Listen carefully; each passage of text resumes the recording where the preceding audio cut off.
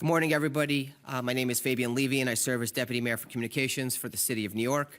We hope everyone is staying safe and dry during today's storm, and we appreciate you all joining us this morning for our weekly media availability. Like Mayor Adams said yesterday, we are strongly encouraging New Yorkers to stay home today if not absolutely necessary to travel.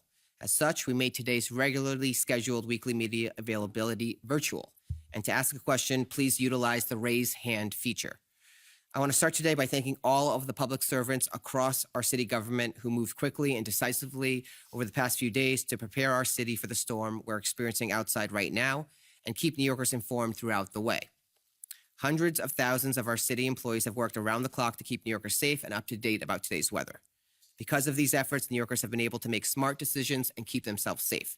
Thank you to the entire team for your effort. As I often say, delivering clear, accurate, and accessible information is one of the administration's top priorities, not only during moments like this one, but every single day. That is why the mayor has once again convened senior leadership to answer your questions and address important issues.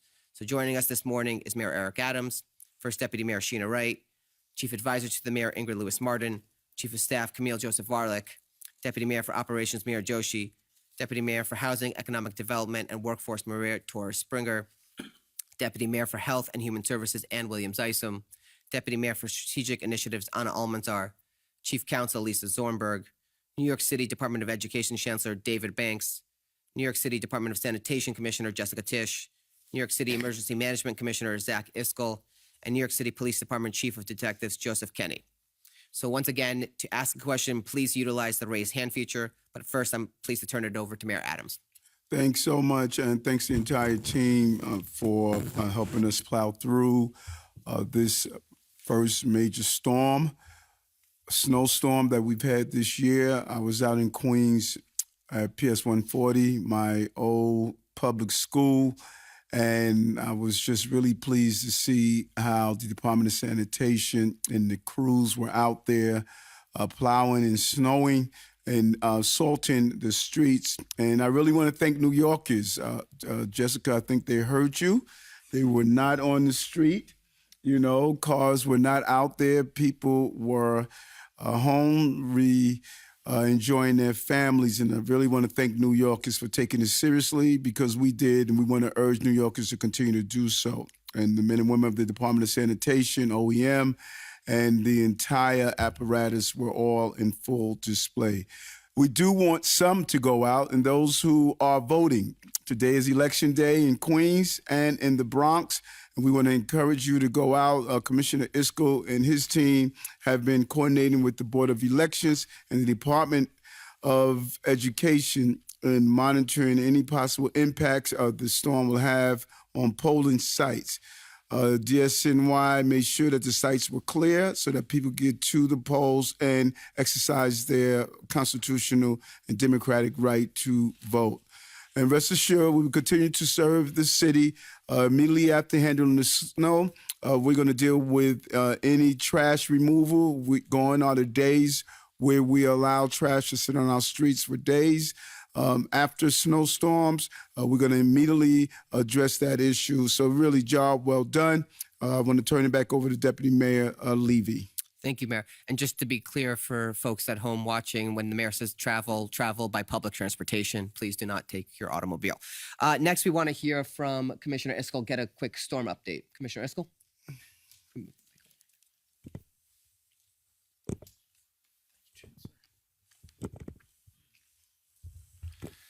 All right. Good morning, everybody. So far today, we've observed about 3 to 4 inches of snowfall. We expect about 4 to 6 inches in total accumulation throughout this event, with the rest of today really remaining with some light to moderate snowfall into this afternoon. We've observed gusts of 30 to 40 miles per hour, which also have been diminishing this morning and into the afternoon. We're now observing 1 to 2 feet of coastal flooding in New York Harbor and Jamaica Bay, as well as areas further north into the Sound. Down in the southern parts of the city, the tide is peaking and should start to ebb in the next 1 to 2 hours. The tide will peak further north by City Island around 2 p.m. And as the mayor said, just a huge thank you to all the teams that have been working over the last few days in preparation for this event. Encourage all New Yorkers to continue to remain cautious. One of the things we are concerned about later today and into tomorrow morning is as the temperatures warm up, we could see some of the snow melt that could then turn to ice when it refreezes. So that is something to consider on the roadways. And then once again, always encourage all New Yorkers to sign up for Notify NYC. It's our city's public communication system. It's available in 14 languages, including American Sign Language. You can sign up by calling 311, downloading the app, or going to nyc.gov/notify. Thanks so much, and back over to you. Thank you, Commissioner. We're going to actually just go right down the line. Commissioner Tisch, can you give us a DSNY update? Sure. Good afternoon, everyone. I'm going to give a quick update on the Department of Sanitation's snow clearing operations. So we have thousands of sanitation workers working through the day today and all night. We started mainly as a salt spreading operation. We ran all 700 of our salt spreaders. We put salt on every street, every highway, every bike lane in the city. We've done multiple passes at it.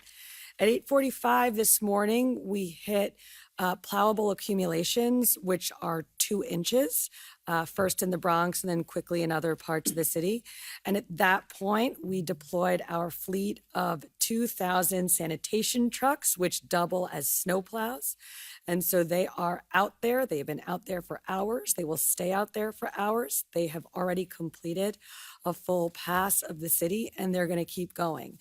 Just as a reminder, we don't do primary, secondary, and tertiary streets anymore because the Department of Sanitation has the highest head count that this department has had in the past 2 decades.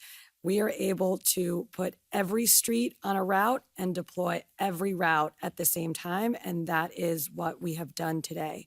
One final reminder for New Yorkers. We got the streets, we got the bike lanes, we got the highways, we're doing our thing. We need property owners to do their thing as well. And that means 4 hours after the final flakes fall, we need all property owners to clear paths on the sidewalk in front of their property so that the sidewalks are safe and passable for New Yorkers. In the past 2 storms, we saw the sidewalks became pretty treacherous, and we don't want to see that after this storm, especially given that tonight the temperatures are going to go down below freezing, and we could have flash freezes on the sidewalks. We want those sidewalks safe tomorrow. We don't enjoy enforcing these rules, but our enforcement team certainly will be out tomorrow enforcing these rules. It's a matter of safety. Thank you. Thank you, Commissioner Tisch. Next, I want to hear from Chancellor Banks about DOE operations. Yep. So New York City Public Schools has had a more challenging morning, as we've heard from parents across the system. So just to put it into context, we had done a lot of work to prepare for today. And when the mayor and I spoke yesterday, early on about notifying parents and getting ready, it was the right call to make. Our superintendents were notified, our principals, teachers were ready. We worked with our unions, parents were notified, and we were all set and ready to go. And then just shortly before 8 o'clock this morning, we began to get word that parents and students were having difficulty logging in. And those systems are completely tied to the work that we do with IBM. IBM is the one who authenticates users and the user names. And in a word, IBM was not ready for prime time. And that's what happened here. Our entire team had been geared up. And we told them that almost 1 million students between 7:30 and 8 o'clock this morning would be coming online to go to school. And at around that time, they said we were overwhelmed with the surge, as though somehow that there were so many folks who were coming on. So to say that I am disappointed, frustrated, and angry is an understatement. And I want all parents of our school, of our students across the entire city to understand that I share the frustration that many of them had to endure from this morning. Now, that was not every student. We had thousands of kids who were able to get on with no problem. We've been working throughout this morning with IBM senior officials together with senior leadership here at City Hall. And as we are in this press conference now, I just want to report that we are up to about 850,000 folks who are on now. That includes students as well as our teachers. So IBM, throughout the course of this morning, has expanded their capacity. Their capacity should have been at full expansion from the very beginning. We wouldn't have been where we are, but we've been able to still put our young people in the best position to take full advantage of this remote day. We had also, for those who did struggle, we had a backup plan that was already built into our messaging to parents and families. So many of our students had an opportunity to activate on work assignments that were given to them. It was not a wasted day, but it was a frustrating day for far too many parents. And that is unacceptable to me. I want to apologize to all the parents and families across the city. As I said, this was a test. I don't think that we passed this test. And so we'll be doing a full analysis of what happened here, because we don't expect this to be the last remote day that we have. And we'll work harder to do better next time. But that's where we are at this point in time. But the system is back. Things are moving along very nicely at this point. Thank you very much, Chancellor. All right, we'll open it up to questions. Charles? We're going to start with Marcia Kramer from WCBS. Marcia, you can unmute your line.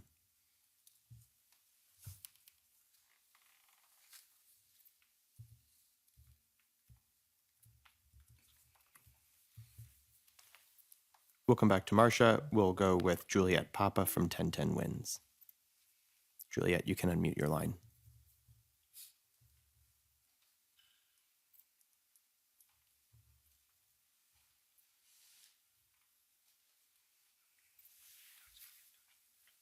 Juliet, you should be able to unmute your line now.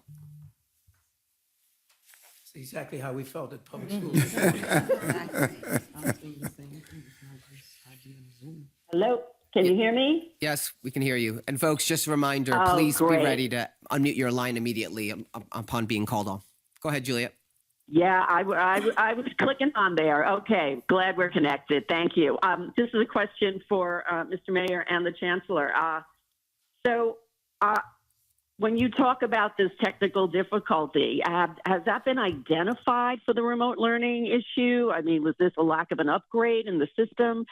And also, how have you been notifying students and parents about the progress here? Because I've been checking Twitter, and there was maybe 1 or 2 notifications from the Board of Education about what was going on. And I don't know if you find that sufficient.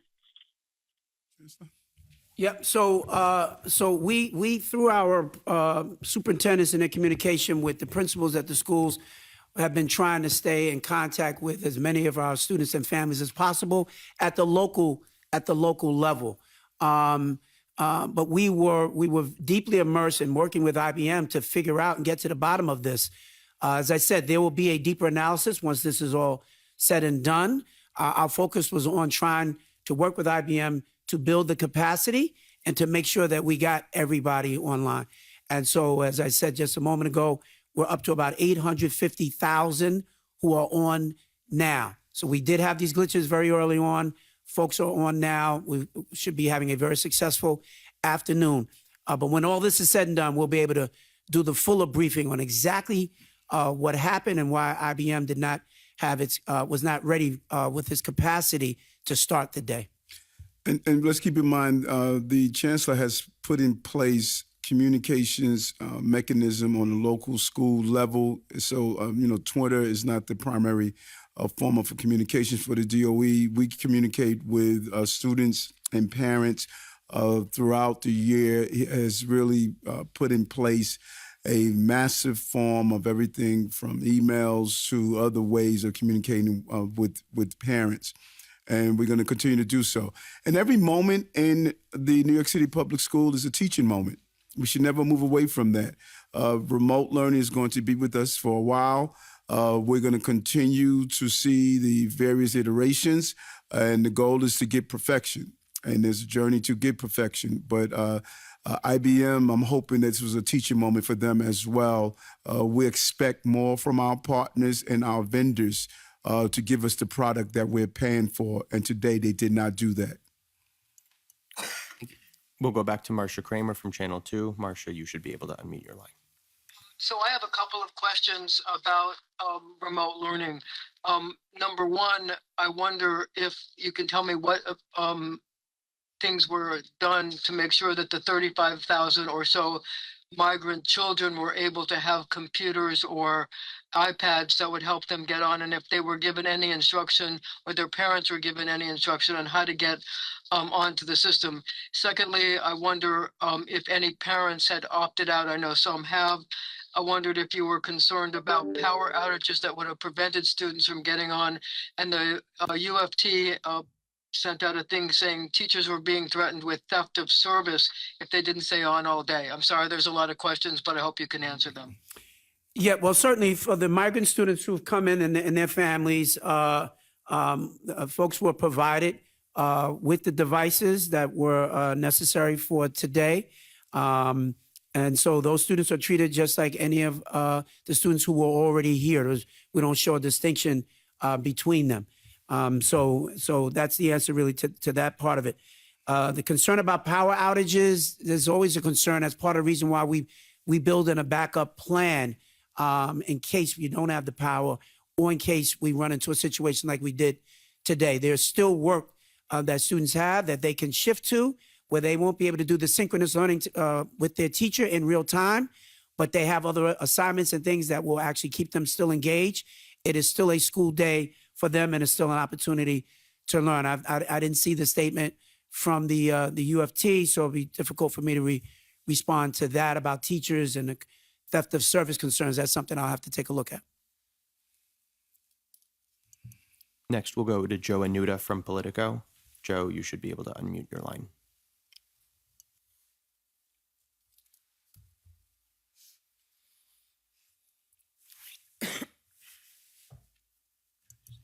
Joe, we're going to give you permission to unmute your line.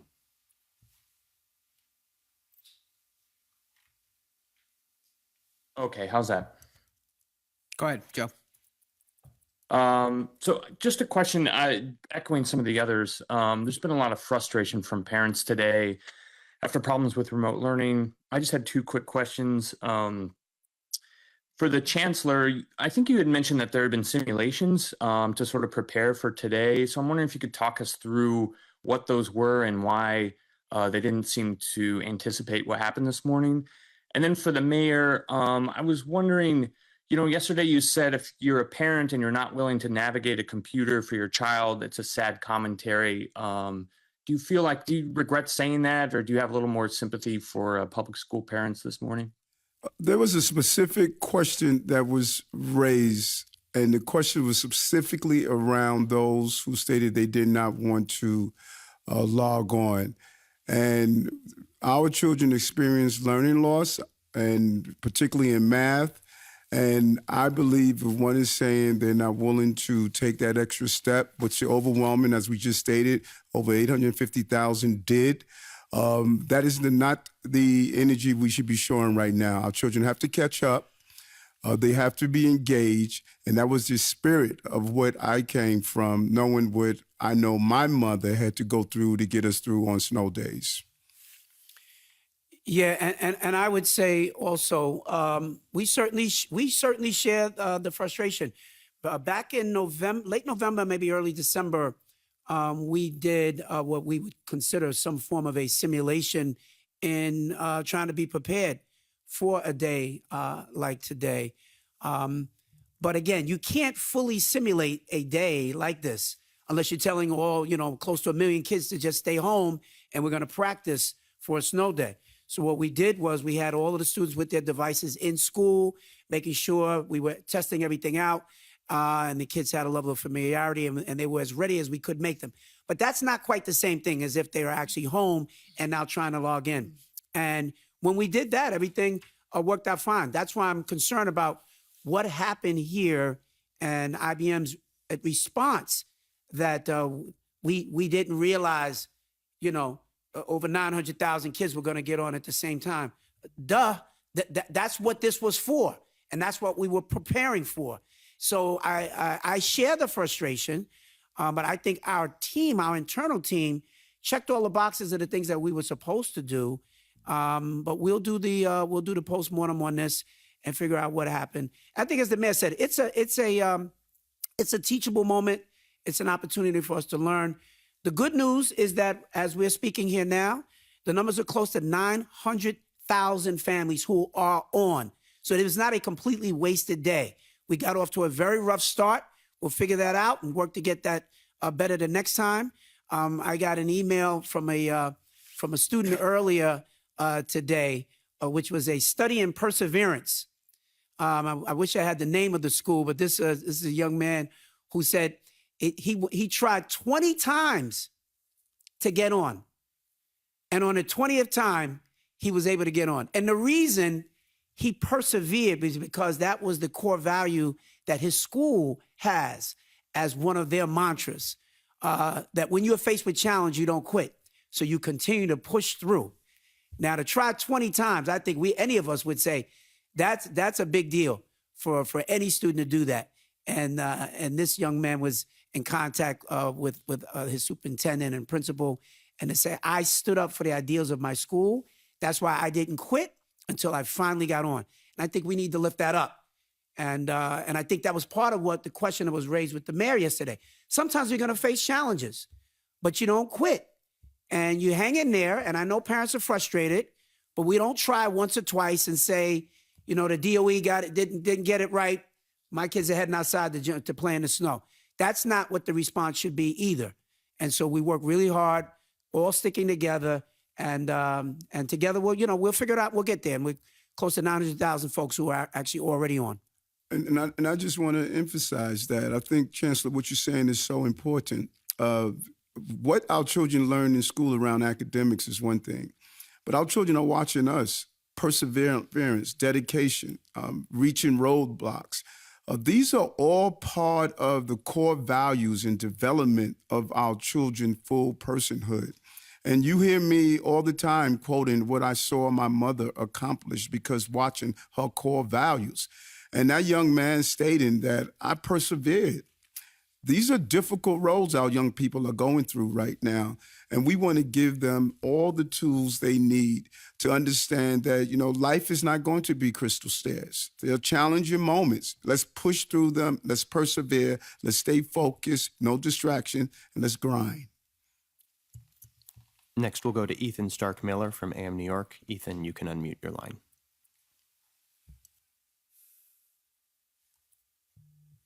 Hello, can you hear me? Yep, go ahead, Ethan. Okay, great.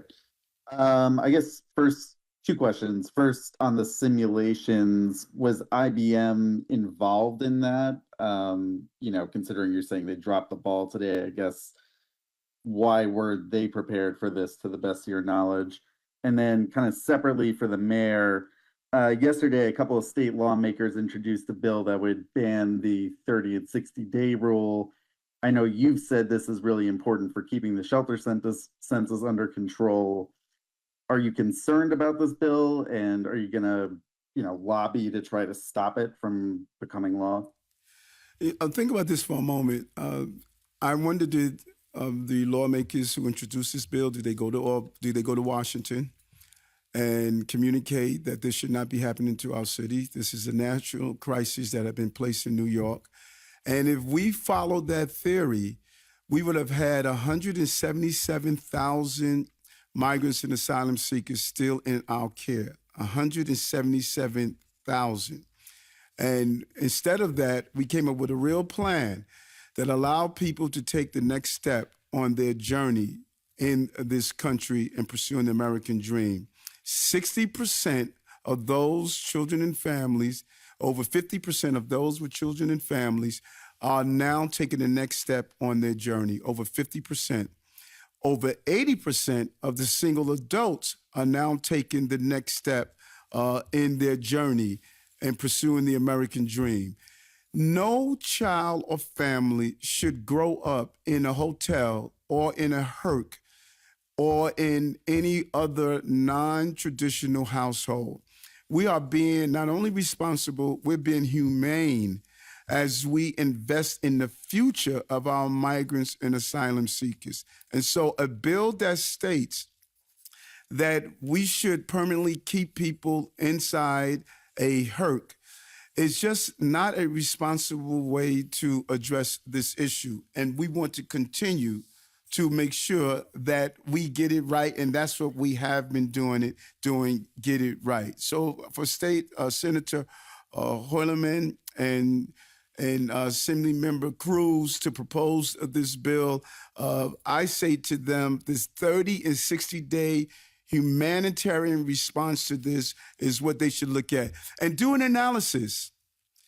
Not one child, not one family, not one individual has to sleep on the streets of the city of New York. What we have done is working. I drive around the city all the time and see, do we have encampments? Do we have people sleeping in large tent settings? No. Other cities are now looking at what we're doing. And so it's unfortunate this bill is being introduced. I'm going to speak with lawmakers and show the data of what Deputy Mayor Williams Isom and the team has done. This successful humanitarian response to a crisis that it is not of our doing. And I would love for the assembly person and the senator and everyone else to join us as we continue to call on Washington, D.C. to do their job and call on the Republicans to put in place real immigration reform. We responded to the crisis, and we're going to continue to do so in a humanitarian way. And I think we have Can a I just- couple more. Sorry, yeah, I just wanted to add, I was reading this morning about Denver and how Denver is in this exact same situation right now. And something that the mayor in Denver said, which our mayor says all the time, is that this is about striking a balance. None of us is happy about this, right? None of us is happy to have 67,000 people who have come here for an American dream and can't work. But we as localities only have a limited amount of tools that we can use. And so time limits are those tools. And as soon as someone can come up with something better, some additional support, some ability for people to work, we are willing and able to listen to that. But right now, Denver, Chicago, Massachusetts, all of us are in the same boat.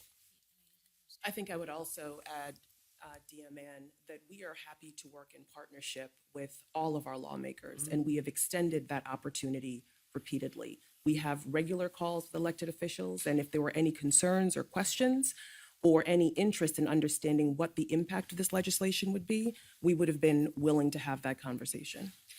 The only thing I would also add is that Comptroller Brad Lander was on New York One last night on Inside City Hall and specifically talked about how the 30 and 60-day notices were an effective tool at managing our population and our care. So even the comptroller agrees with the mayor on that he's doing the right thing here. So, Chancellor, there was a question to you about IBM. Yeah, I don't think IBM played a role with us in the simulation. That's why we'll do this analysis. Perhaps they should have been, but we certainly expect for them to deliver on what we contract with them to do. We pay IBM a lot of money and the contracting services that we have, and we expect for them to be able to deliver, whether they're part of a simulation or not. But we'll do all the post analysis.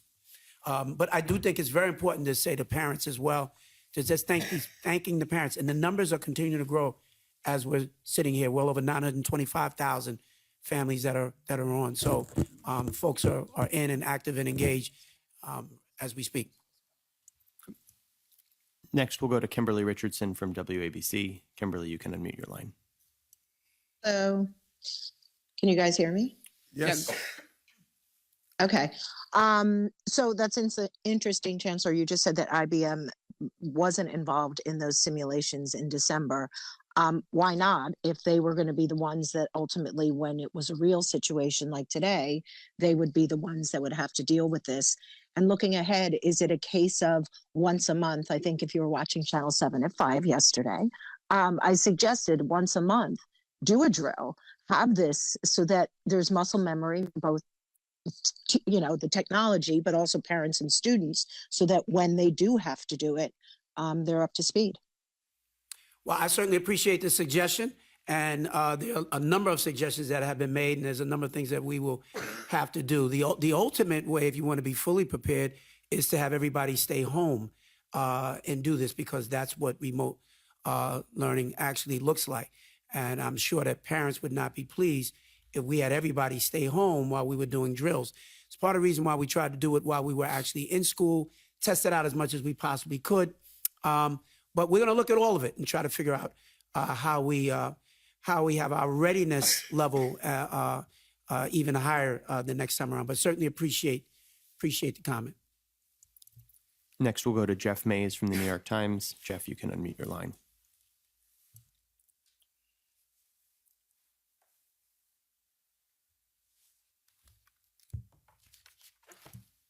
Jeff, you can unmute your line.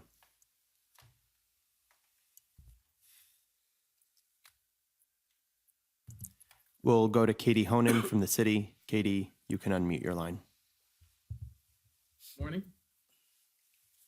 Can you hear me? Yep, yes, go ahead. Can.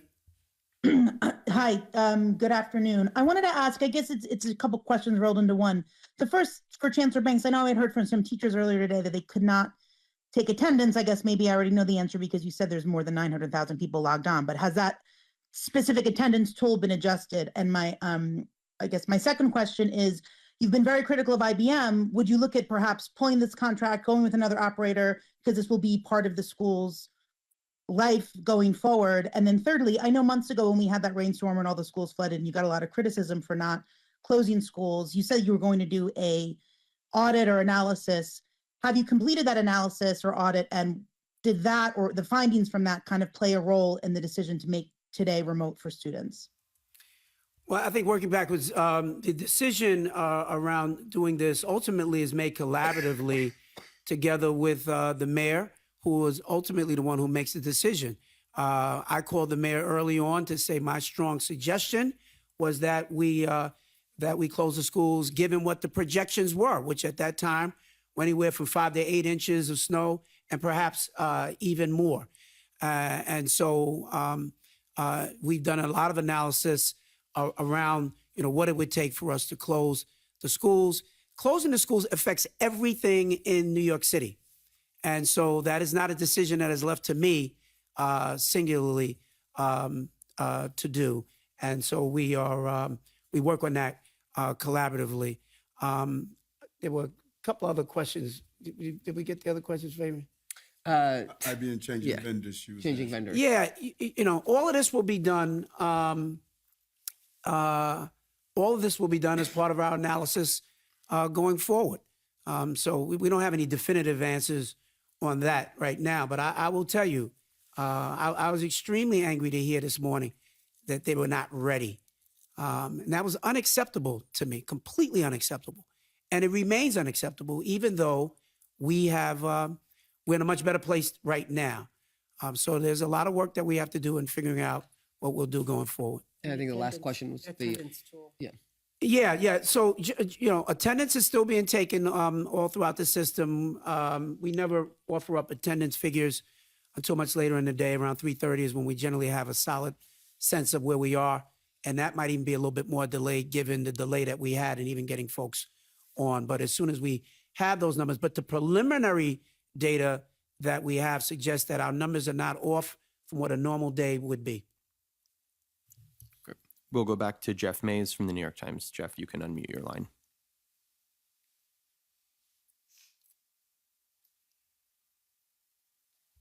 Good morning. Can you hear me? Yep, go ahead. Can.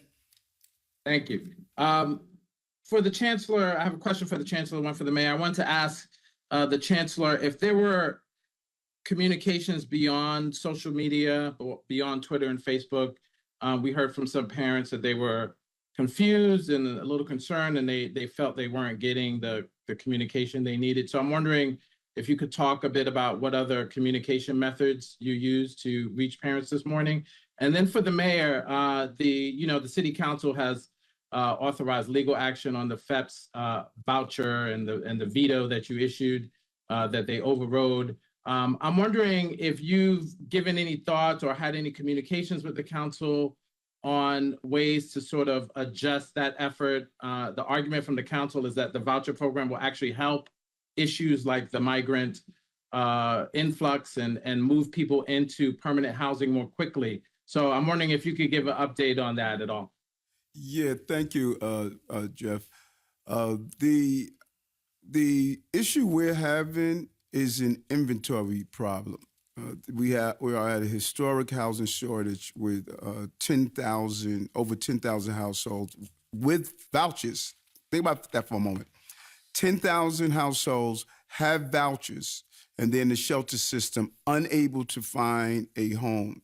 And the cost of what the city council is proposing will cost $17 billion. So not only are we dealing with a cost factor, but we have a shortage of housing. So you aggravate the problem when you're now going to give thousands of more people vouchers to compete with those who will have vouchers in their hands. So the way out of this is, number one, to build more. And that's what our City of Yes proposal is about. And that is what we are discussing with Albany right now. The governor gets it. I get it. We all get it. And we don't want to aggravate a problem. And then when you look at the proposal, a person gets a letter stating that they are behind in their rent. Now they're eligible for a voucher. Listen, good intentions, because we want to be as supportive as all New Yorkers as possible, but a real financial burden on the city and taxpayers' dollars, and it just does not address the issue that we have an inventory problem. And as I've always stated, we're going to always follow the law, lawful law. We believe that their move was unlawful, and it is up to the Corporation Council. We were not served with the lawsuit. Right now, they took the first steps towards it, and we look forward to speaking with them to see how we can resolve this issue. And I would just add to the first part of the question around comms. We put a statement out very early on, letting folks know the challenges that we were facing. But the ongoing communication really flows more locally through schools and school principals. And they send out emails and various e-blasts and a wide range of ways in which individual schools communicate with their school community. Not every level of communication is directly what is coming specifically from the chancellor, but school and parents know to be in contact with their principals at the school, and the principals know to be in contact with their parents and families, and we've had that happening throughout the system. And we should be clear, even if it was perfect with IBM doing what we expected them to do, there's a reason the word glitch is in the dictionary. I mean, there's no perfection to any of this. We've witnessed glitches all over the place. In the morning I do an interview with many of your stations, and your stations tell me, hey, we have a glitch. We cannot hear you. The goal is to learn from what we do, get it right, and those vendors that we communicate with and that we have, they have to live up to the expectation that we expect. And that's what the chancellor's saying. That's what I'm saying. But let's also take this moment as instructional and teaching moments. And I think that young man who stated the word perseverance, we need to really hear what he stated. And these children are teaching us that they're not ready to surrender as soon as they get to a bend in the road. That's not the end of the road. You just got to make the turn. And that's what we did. We're up to 977,000 that are logged on as we speak. Mayor, if I could go back to a comment you made earlier about the city's inventory problem, wanted to remind folks that we recently released the findings of our housing vacancy survey. Now, of course, the city has been in a housing emergency for way too long, but the results of that survey show that the crisis has deepened. The vacancy rate in this city is 1.41%. That is the lowest it has been in the last 6 decades. We have households that are making less than $25,000. 86% of them are severely rent burdened, which means that they pay more than 50% of their income in rent. And essentially a functional zero vacancy rate for units that are 2,500 and less. I say all of this to just remind everyone that while the housing crisis is deep and complex, we believe that it is solvable. And it's solvable if every level of government acts swiftly and with urgency. We are doing that on the city end with the City of Yes for Housing Opportunity proposal, which is the most pro-housing and comprehensive proposal really ever seen in the city, with the 5 neighborhood plans that are advancing through the process, adding tens of thousands of new units, and the record-breaking numbers of HPD in terms of units financed that our city subsidized. But we cannot do that alone. And so, as the mayor mentioned, to tackle the inventory problem, to finally change the trajectory of our housing crisis, we need partners in Albany to ensure that we have the tools to increase supply in the city, as well as partners in the federal government to make sure that we can expand the resources needed, again, to boost supply. And so while these numbers are heartbreaking and staggering in terms of the housing vacancy survey, we know that there are some clear actions that we can take in order to finally bring relief to New Yorkers who really need it. And so we're encouraged by those discussions, and we'll continue to grind to get it done. DM Maria, can you just repeat again the percentage of available housing that you just said? 1.4%. That is the vacancy rate, a historic low in the last 60 years. And just to be clear, that's affordable housing we're talking about? That is all housing. All housing. All rental housing. Which means affordable housing is less. That's correct. So it's functionally zero for units that are that rent at $2,500 or less. Just think about that. We should all let that sink in as New Yorkers, as people who have a stake and a role to play in ensuring that we turn the tide on this crisis. We're resolute here at the city level. The mayor has ensured that we use every tool at our disposal to finally bring relief for New Yorkers. And it's time to make sure that every other level of government joins us in that mission with the same level of urgency. And I just would also want to add in $17 billion of vouchers does not solve that problem. No. It's building more housing, which is what we're focused on. That's right. Right, and that's such an important message, Jeff, that First Deputy Mayor mentioned, because you have over 10,000 vouchers out there and people are in shelters. Now you want to give additional vouchers to people who are in housing. They're in their apartments. You want to give them vouchers to now compete with those who are in shelters when you have a basic zero affordable housing inventory. We got to really think this through. Idealism collides with realism all the time. The realism is we don't have the inventory. Next, we'll go to Mike Gartland with the New York Daily News. Mike, you can unmute your line.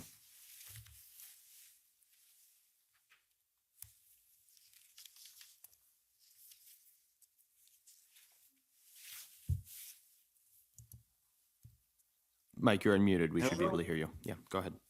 Yep, we can hear Okay. you, Mike. Hi, guys. Hey, thanks. So I got a couple of questions for you on the simulation part for Chancellor Banks and for you, Mr. Mayor. So it's unclear to me. It sounds like the issue you're having on doing simulations are kind of a bandwidth issue. So what's preventing the city from simulating the kind of bandwidth issue we're having today prior to, right? I mean, and I don't know if there's details you could get into how that would work, but so I'm curious about that. I'm also, wondering if you're reconsidering the snow day policy in terms of giving kids off the day for snow days. I'm sure my kids would be interested in hearing how you answer that question. And finally, on this kind of thing Chancellor Banks was getting at in terms of IBM being at fault here, I guess this is for the chancellor and you, Mr. Mayor. I mean, what kind of example do you feel like you're setting for kids when, I mean, this is the city's responsibility. IBM's a contractor. What example are we setting when we're telling kids like, well, it's their fault? No, I don't think we said that it was the fault of children. And, fortunately, I'm fortunate that I met your children, and I'm not sure they want to stay home all day with you, but seriously, we're not saying it's the children's fault. No, I don't think he was suggesting, Mr. Mayor. IBM, I'm sorry. Yeah. Listen, the ultimate responsibility is the mayor of the city of New York. That's my ultimate responsibility. And we're going to do an analysis of what happened. And we're going to identify what happened. And we're going to put things in place to prevent them from happening again. But listen, I'm a computer techie. I know that glitches happen. Some of the best ideas, they happen. And it is my responsibility as the mayor to identify what's wrong and make sure we rectify that. And that includes conversations with IBM, who was our vendor. And IBM had a responsibility. The chancellor and the New York City Public Schools told them ahead of time of the volume. They should have been prepared. And their lack of preparation falls in the mayor of the city of New York. It's my responsibility to deliver the service that we are expected. And that is what we're saying. And part of that responsibility is to go back and revisit what IBM did wrong. And if there's something we can do better, we're going to do better as well. Yeah, Mike, I'm sorry, Chancellor. Mike, it's interesting to me because if we said that we were the ones totally at fault, we wouldn't be telling the truth. And part of our responsibility is to give accurate information. The press is always yelling at us. You don't tell us the truth. You're not being accurate. You're being inaccurate. So the chancellor explained to you clearly the issue rested with IBM not being able to handle the capacity, which they are contracted to do. So that was the reason for the malfunction. We're not blaming IBM. We're just explaining it was a malfunction and it was on the part of IBM.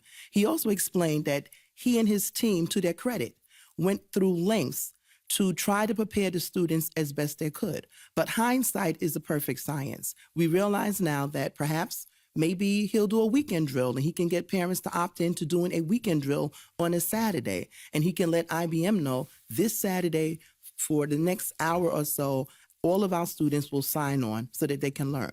But this is a perfect science, hindsight. But he did the best that he could. And IBM is at fault, and that's just the reality of it. Let me just say the other thing on the snow day.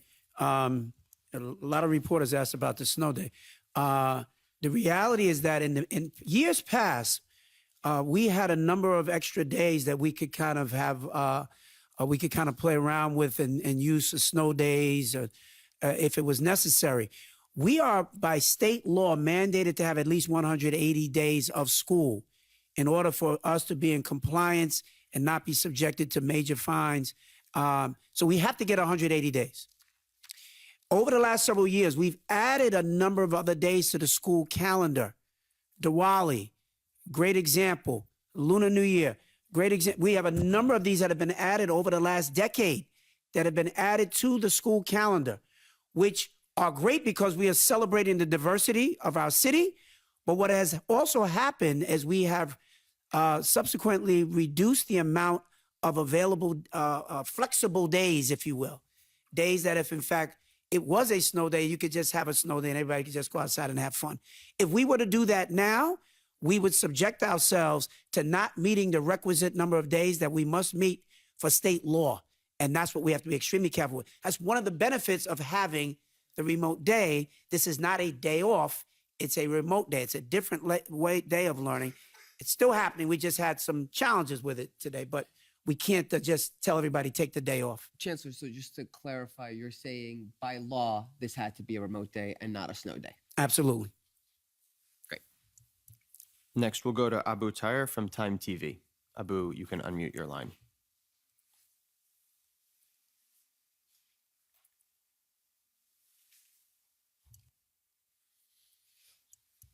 Abu, you're Hello? unmuted. Go ahead. We can hear you, Abu. Hi. Hello, Mayor. How are you? Good. All right. So my question is, any idea how many the percentage of the student they appear in the class and how many students absent in the class? Well, we don't have the full numbers on the attendance just yet. So as we said, we get those generally later in the afternoon. We'll have official numbers that we'll be able to release. But we are now over 1 million users who are on. So we are now over 1 million users who are on. That is a big deal. Now that includes all of our students as well as our staff who is on. But that's a big number, and that's a number that we were expecting would be our number if we had gotten this right from the very beginning. So ultimately, we were able to get where we needed to be. We just got off to a rocky start. Perseverance. Perseverance. Next, we'll go to Craig McCarthy from the New York Post. Craig, you can unmute your line.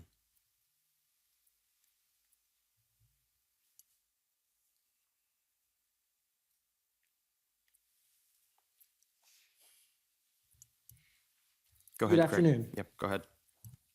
Thank you for scheduling this during my daughter's nap since I'm sitting home with her. Mr. Mayor, I just want to ask, so we're talking about here our children needing to catch up because of remote learning during COVID. So like, why is this method being used now, which is not as effective as in person? Like, I know you're saying we need to hit this under in 80 days. It's obviously not mandated that we have to do it today, as Fabian just said, but we can make it up in the summer. So why not make it up after the school year like we've done, I did my entire life? And like, what accounts for a full day like here? Like, how many hours do they need to log into to count for a full day? And just to go over with IBM, you said that IBM wasn't part of the simulation. So what did you specifically have to do to prepare them for the surge in users today? The chancellor will answer the second part. I'll answer the first part. That remote learning is a tool that has been introduced into our system, and it is a well-used tool. It's going to continue to have iterations that's going to become better and better and better. During COVID, I had so many remote interviews from many of you that are on this call right now, and many people are home working remotely.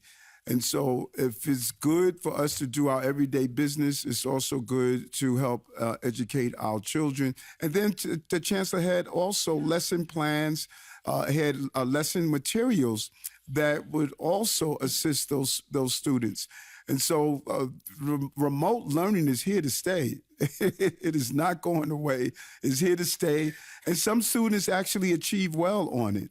You know, some of the studies that I've read over, some achieve even better on that independent style. And so, yes, when we were children, we did things differently, but it's hard to believe we're no longer children. There's a whole new flock of children, and they embrace technology. We've been using remote methods for mental health support, which has become extremely successful. Our children use their devices. They're not intimidated by the devices. They know how to use those devices, and we're going to continue to get a great iteration out of remote learning. And I think the chancellor made the right decision, and we're going to continue to get it to the point that we know what remote learning is going to continue to improve on. Chancellor, you want to answer this? Yeah, just one final thing. I would just say, listen, we did a lot of planning, but and we're going to revisit that planning. But Mike Tyson was known to say, everybody has a plan until they get punched in the mouth, and so we got punched in the mouth, and we got knocked back, but we didn't get knocked down, and that's why we're over 1 million people that are on now. So you take a hit. We've not had to do this in quite some time, and so you start to get ready. So there are a lot of suggestions that have come in. They will continue to come in. That will help us with our preparedness for the next go around, and we'll do better next time as well. Chancellor, just to be clear, Craig's question was about just extending the school year later. To do that, that would require union contract negotiations, changing the camp schedule, all of that. There's a number of things that go into that. Can you go into that a little bit, maybe? Yeah. Those are not. It's not as easy as simply saying, just take this day and just add it later on. So you're right. Those are all subject to union negotiations and the like. So there's a lot of complicated issues that are involved when you started saying you're going to extend the year. It impacts families as well. So we don't take those things lightly. And beyond what the mayor, the mayor has said that, the learning loss from COVID, but even if we didn't have learning loss, it's a day of school. It's a day of school. And kids, we want our kids to be in school. And we are going to see, as we move further into the future, we're going to see remote learning playing an even bigger role. We're going to see it happening more often for a wide range of reasons, not simply snow days. There'll be a lot of other things that are happening that will cause us to have to do this. And we'll get better every time that we do it. Finally, we'll go to Nick Garber from Cranes. Nick, you can unmute your line.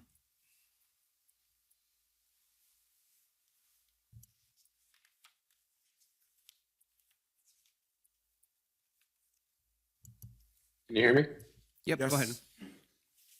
Hi. I was hoping, Mr. Mayor, you could respond to the CCRB report that came out yesterday that showed a pretty huge spike in civilian complaints against police officers last year in 2023. The number, I think, was more than 5,500 complaints, which is the most in a decade and 50% more than in the previous year.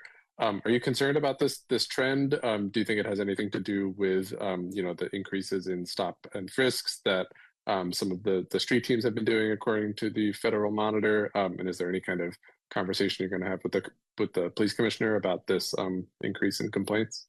We're going to analyze the report. I haven't had an opportunity to do so. I want to look at the report. We're going to identify if there are some officers who are not properly carrying out what the police commissioner expects and what I expect. But we have to look through the report. And I believe that we can get the balance that we are looking for. We can have public safety and justice. Cops are extremely more engaging in the communities. As you know, we removed over 13,000, I believe, guns off our street. We continue to drive down crime, and we want to make sure that we look at the report to see were these substantiated, because there's a difference between a report and substantiation. And so I'm going to analyze the report, and I'll have a conversation with the police commissioner, because we can have public safety and justice. They go together. That is what I have dedicated my life to doing, and we're going to continue to move in that direction. Thank you, Mayor. Before we go, Chief Kenny, do you want to give a little bit of an update on the situation last night up in the Bronx? Yes, thank you. Good afternoon. So I just want to start off by saying that last night's incident in the Bronx, this was a random shooting. I know when it initially started, there were some thoughts that possibly it was an active shooter scenario, but it was not. This was a random shooting that occurred on a number 4 train between 2 rival groups. So yesterday at 4:37 p.m., we received multiple 911 calls at the Mount Eden Jerome Avenue train station that we have shots fired and multiple people shot on a northbound number 4 train. 4-4 precinct personnel respond very quickly. There we discover 5 people shot at the scene, 3 up on the platform, 2 down on the street, and then later on we find that we have a walk-in at Bronx Care later on. So as far as our victims go, we have 1 male DOA at the scene, 5 non-fatal shooting victims. We have 2 female shot, 4 male shot. The ages range from 14 years old to 71 years old. Everybody's removed to 3 area hospitals, St. Barnabas, Bronx Care, and Columbia Presbyterian. All right, we have 1 male who's unfortunately 1 DOA. He's shot in the chest. He's a male, 35. We have a female, 14, shot in the foot. We have a male, 29, shot in the arm. We have a female, 29, shot in the face and neck. We have a male, 14, shot in the leg and ear. And we have a male, 71 years old, shot in the thumb. What our investigation reveals is that we have 2 groups known to each other. They get on the train. We have 1 group getting on the train at 125th Street in Manhattan. We have the other group getting on 161 Street in the Bronx near Yankee Stadium. Once the groups come together on the train, there's a verbal dispute that quickly leads to a physical fight. As the train is pulling into the station at Mount Eden, 1 round is fired inside of the train car. If you can imagine a chaotic scene, you have a crowded train pulling onto a crowded platform, 1 shot being fired. Now everybody's trying to scramble to get off the platform. At this time, we have 19 discharged 9mm shell casings. We have 3 shell casings on the subway car. We have subway shells on the platform as well as on the street. As of right now, we feel we have 3 shooters. We have 1 POI possibly identified from one group, and we're still working to identify the other 2. The motive, we believe, for this incident is going to be gang-related between these 2 rival groups. We have a wanted flyer, and if anybody has any information, they can call 1-800-577-TIPS. And that's where we are right now, Mr. Mayor. Thank you. And Chief Kenny, will we be able to get that photo out through DCPI? The photo is already out. We did a request for media this morning. Great, thank you. and we will solve this crime, and we will bring the people responsible to justice. I just wanted to there was an article on our new food program, and it reflected on, that food is being wasted for the most part.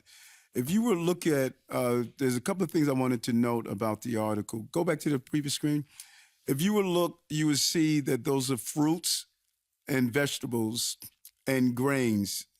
The left bag is a bag of what looked like greenery, and the left photo and the right photo is fruits and vegetables that you see. In the rice is look like brown rice or grain. It could be couscous as well.